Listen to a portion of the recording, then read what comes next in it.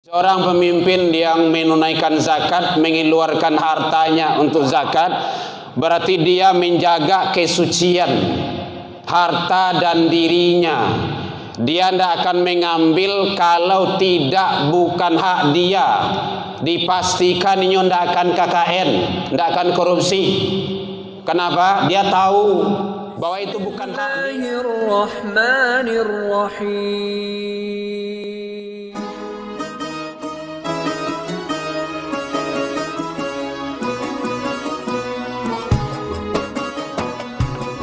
Alhamdulillahilladzi khalaqal insan fi ahsani taqwim. Ashhadu an la ilaha illallah wahdahu la syarika lah wa ashhadu anna Muhammadan abduhu wa rasuluh sallallahu alaihi wasallam. Allahumma salli wa sallim wa barik ala hadha nabiyil karim wa ala alihi wa ashabihi ajma'in. Amma ba'du fa ya ibadallah, inni usikum bi nafsi wa iyaya bi taqwallah faqad fadal muttaqun. Ittaqullah ya ayyuhalladzina amanu ittaqullaha haqqa tuqatih wa la tamutunna illa wa antum muslimun. Faqala Allah ta'ala fi kitabihil karim, a'udzu billahi minasy syaithanir rajim. Bismillahirrahmanirrahim. Innama waliyukumullahu wa rasuluhu walladzina amanu alladzina yuqimunas salata wa yu'tunaz zakata wa hum raki'un. Kita berlindung kepada Allah dari seluruh godaan syaitan yang terkutuk dengan menyebut nama Allah yang Maha Pengasih lagi Maha Penyayang. Sesungguhnya penolong-penolong kamu hanyalah Allah dan Rasul serta orang-orang yang beriman, mendirikan sholat, menunaikan zakat, dan mereka tunduk kepada Allah Subhanahu wa ta'ala. Maha benar Allah dengan segala firman-Nya fi kitabillah Al-Quran, surah Al-Maidah, surah yang kelima ayat 55. Hamdan wa syukran lillah, seluruh puji dan syukur kembali kita ucapkan kehadirat Allah Subhanahu wa ta'ala. Alhamdulillahi rabbil alamin, biiznillah wa qadarullah, dengan izin Allah Subhanahu wa ta'ala kita masih diberikan umur panjang, diberikan kesehatan, waktu luang dan kesempatan, serta diberikan keistiqomahan hati. Mudah-mudahan kita selalu mensyukuri atas seluruh nikmat dan karunia yang Allah berikan kepada kita dengan menjalankan ketaatan kepada Allah. Semoga semua ibadah yang kita lakukan diterima di sisi Allah hendaknya. Salawat dan salam kepada Nabi besar Muhammad sallallahu alaihi wasallam. Allahumma salli ala Muhammad wa ala ali Muhammad. Bapak saudara kaum muslimin rahimakumullah, dalam waktu yang relatif singkat ini kajian kita berlandaskan kepada Al-Quran, yaitu firman Allah surah Al-Maidah, surah yang kelima ayat 55, bicara masalah yaitunya kepemimpinan. Ternyata masalah kepemimpinan di dalam Al-Quran telah Allah atur, dan kita sebagai orang yang beriman tidak boleh keluar dari aturan Allah Subhanahu wa ta'ala. Setidaknya ada beberapa karakter, ciri khas yang harus dimiliki oleh seorang pemimpin atau pemimpin yang akan kita tunjuk, yang akan kita berikan amanah. Hadirin kaum muslimin rahimakumullah, di sini Allah menjelaskan innama waliyukumullah wa rasuluh, sesungguhnya penolong-penolongmu. Di sini bahasanya wali. Dalam suatu ketika nanti ada ulil amri, itu maknanya juga pemimpin. An-Nisa 59 contohnya. Ati'ullah wa ati'ur rasul wa ulil amri, itu maknanya juga pemimpin. Jadi ada wali, ada ulil amri, itu adalah bisa dipahami sebagai penolong, pemimpin. Hadirin kaum muslimin, sesungguhnya innamah waliyukumullah wa rasuluh, pemimpin-pemimpinmu, penolong-penolongmu, kata Allah, hanyalah Allah dan Rasul. Hadirin kaum muslimin, jadi hakikatnya kepemimpinan Allah Subhanahu wa ta'ala dilaksanakan oleh manusia. Itulah para nabi dan rasul. Sekarang para nabi dan rasul telah tiada. Siapa yang melanjutkan? Maka dilanjutkan oleh Allah, walladzina amanu, orang-orang yang beriman. Jadi hadirin kaum muslimin rahimakumullah, bahwa kenabian dan kerasulan memang sudah tiada, tetapi masalah kepemimpinan masih dilanjutkan. Siapa itu? Maka itulah diantaranya, pertama karakternya alladzina amanu, dia harus dan wajib hukumnya sebagai orang yang beriman. Bapak saudara kaum muslimin rahimakumullah, di dalam syirah, dalam riwayat dijelaskan bahwa Umar bin Khattab menyampaikan kepada Abu Musa al-Asy'ari untuk menunjuk salah seorang untuk membukukan atau menulis uang masuk dan uang keluar kenegaraan. Kalau bahasa kitanya sebagai sekretaris negara. Maka beliau tunjuklah satu orang, catatannya rapi, bagus, jelas dan mudah. Jelas uang keluar dan uang masuk, penggunaannya untuk apa. Maka Umar menyatakan, Abu Musa, tolong bawa dia ke sini. Ke sini itu artinya ke Mekah, ke kota suci ini. Saya ingin mendengar langsung dia yang membacakan. Kata Abu Musa, mohon izin Tuan, dia tidak berhak masuk ke tanah haram. Kenapa? Dia Nasrani. Kemudian apa yang terjadi? Umar bin Khattab menepuk pundak Abu Musa, berhentikan dia. Kata Umar bin Khattab, kenapa itu? Bahwa Umar bin Khattab membacakan Al-Quran surah Al-Ma'idah ayat yang ke-51 yang dihebohkan dulu. Ya ayyuhalladzina amanu, hai orang-orang yang beriman, la tattakhidul yahuda wan nasara auliya, janganlah, lam di sana larangan, berarti tidak boleh.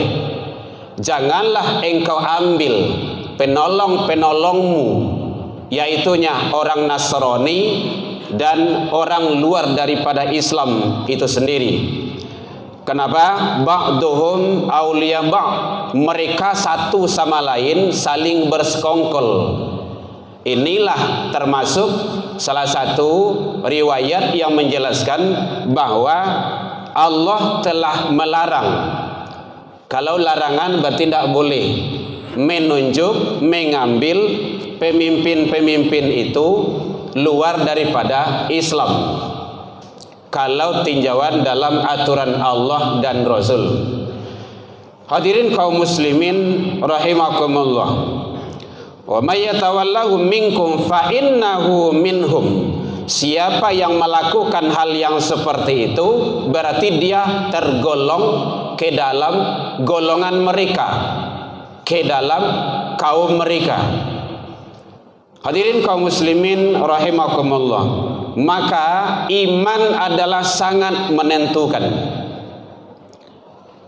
Kalau iman seseorang pemimpin itu betul-betul kepada Allah dan Rasul, dia tidak akan menyalahkan orang lain.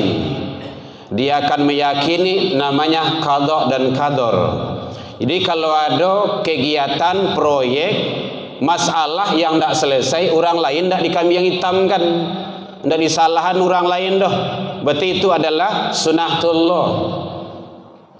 Hadirin kaum muslimin rahimakumullah. Jadi ternyata iman adalah sangat menentukan, apalagi iman seorang pemimpin.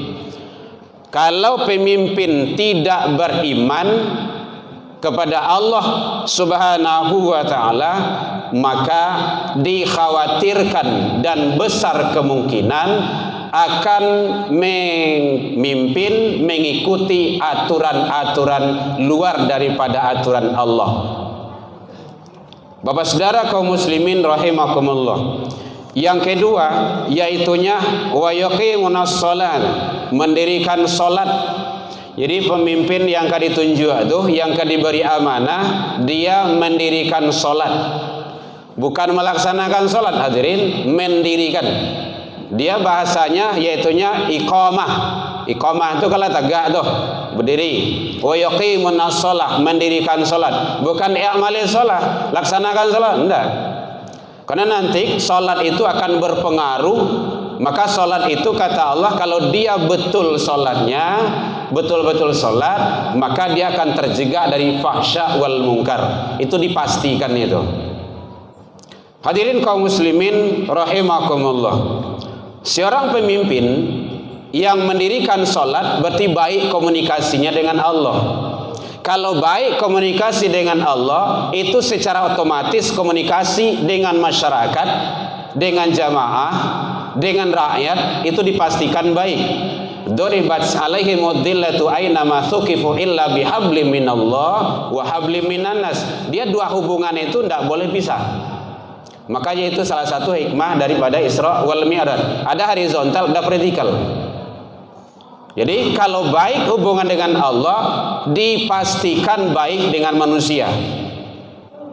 Tapi kalau baik dengan manusia, belum tentu dia baik dengan Allah. Kenapa? Nilai-nilai komunikasi dengan Allah itu akan terjalankan. Jadi kalau ada yang sholat, dia fahsya wal munkar, tidak sholatnya yang salah, berarti orangnya yang tidak benar.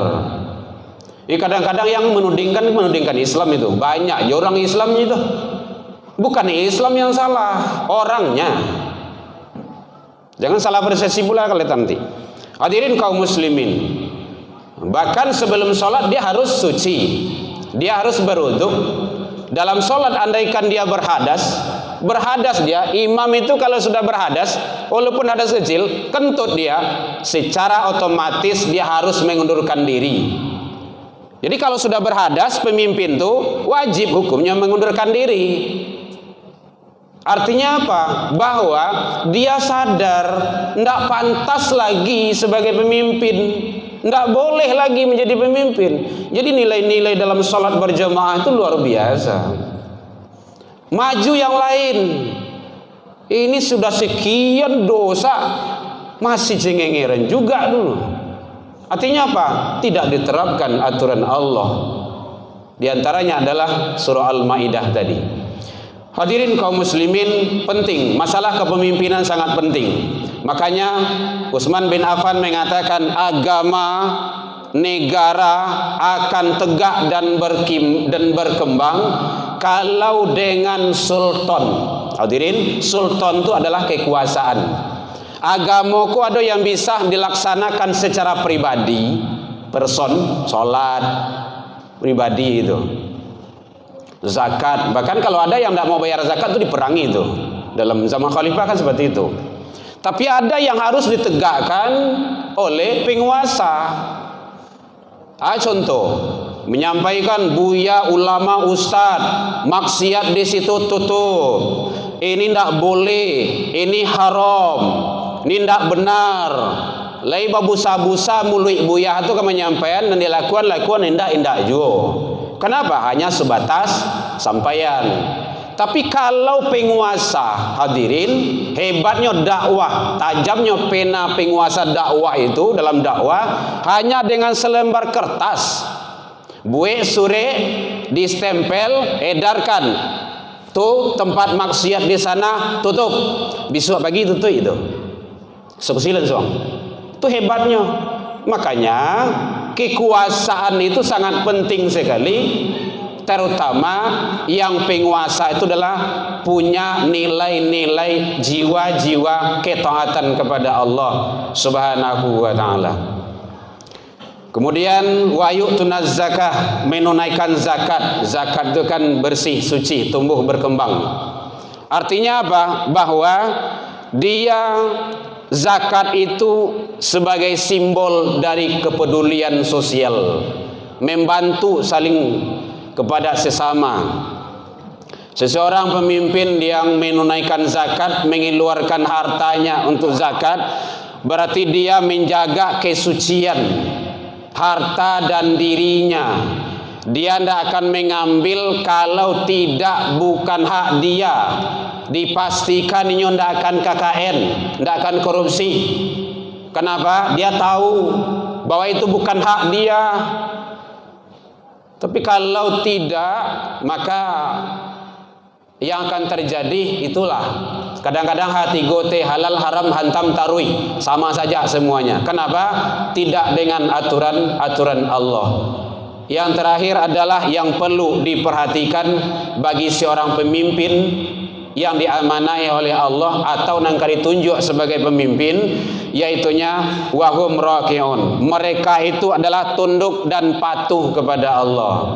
Kalau ada pemimpin tunduk patuh kepada Allah dan Rasul, awak wajib hukumnya mengikutinya.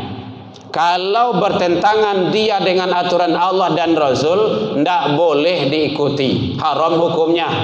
La ta'ati li makhluk fi maksiatil khaliq.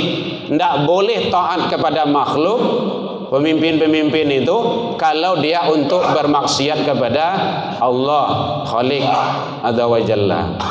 Oleh sebab itu hadirin kaum muslimin, mari bagaimana kita pertimbangkan, memilih, mencari, andaikan kita sebagai pemimpin dalam suatu instansi di mana saja, termasuk di rumah tangga awak seorang, maka ikutilah aturan-aturan Allah yang telah dijelaskan oleh Allah Subhanahu wa taala di dalam Al-Qur'an. Fa'tabiru ya ulil albab la'allakum turhamun.